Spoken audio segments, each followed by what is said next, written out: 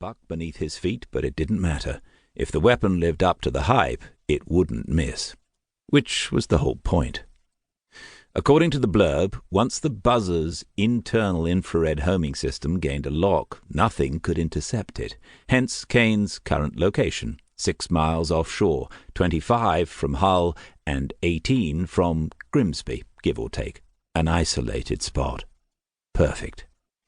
The deadly weapon on his shoulder weighed heavy and begged for release. He lowered it to the rail. All set, Kaine checked his watch once more. He waited. The sea roiled beneath the hull. Gulls screamed and bickered along the rail, and the keen salt air filled his lungs. Kaine smiled. He couldn't think of a better place or more lucrative way to spend an early autumn evening. Static crackled in his earpiece, the words unrecognizable.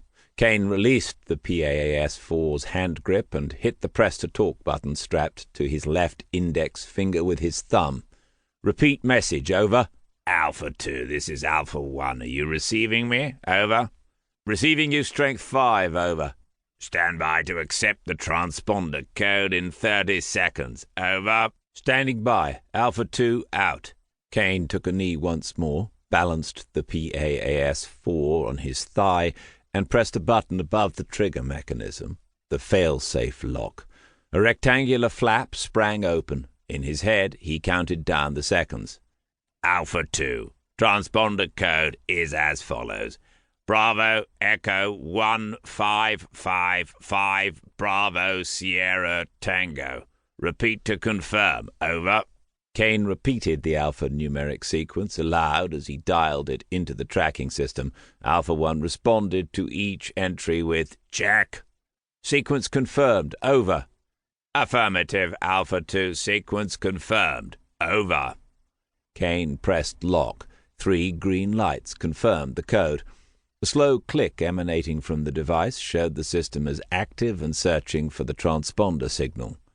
Launch when you have a confirmed visual. I repeat, launch when you have a confirmed visual. Over. Understood. Alpha 2, out. He threw the off switch for communications blackout. After that point, nothing but a system failure could stop the inevitable. All Kaine needed was a belt and braces visual confirmation of the target and the audible alarm on the weapon to confirm the lock. Then he'd squeeze the trigger, stand back to watch the fireworks, and head for home. With luck and a fair wind, he'd be back in time for breakfast.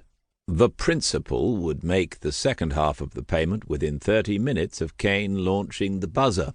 It would take that long for telemetry to confirm the launch and the target's destruction. So far, the principal had met every milestone in each of their contracts. If the principal ever failed to make a payment on time and in full, he knew that not only would Kaine and Alpha 1 never work for the man again, they'd spread the news around their world. Then, where would the principal go? In Ryan Kaine's world, trust was everything. Trust and a ruddy great big stick. Still on one knee, Kaine raised the PAAS-4 into his shoulder and rested the barrel on the gunnel once more. Despite the rapidly fading light, the night vision scope made the image bright as midday in June. He wrapped his hand around the contours of the pistol grip and placed his trigger finger along the guard. Herring gull weaved and bobbed as the sea grew more turbulent. The fresh-to-strong breeze dried the sweat on his face, the only exposed skin apart from his hands. The gulls, annoying little buggers, still argued over sea-born morsels. 9 minutes. Any longer and he'd have to abort. The window of opportunity was precise, immutable. Time slowed. His world condensed into a grey sea, chill wind, a pitching deck, and the northern horizon. Come on.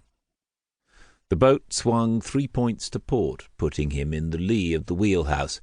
The heat built inside his wetsuit. Sweat formed a slick barrier between skin and insulated neoprene. Although strictly unnecessary for this specific mission, the wetsuit formed part of his personal rules of engagement. During a live assignment at sea, he wore the neoprene. No compromises. The rules had saved his life in the past and would no doubt.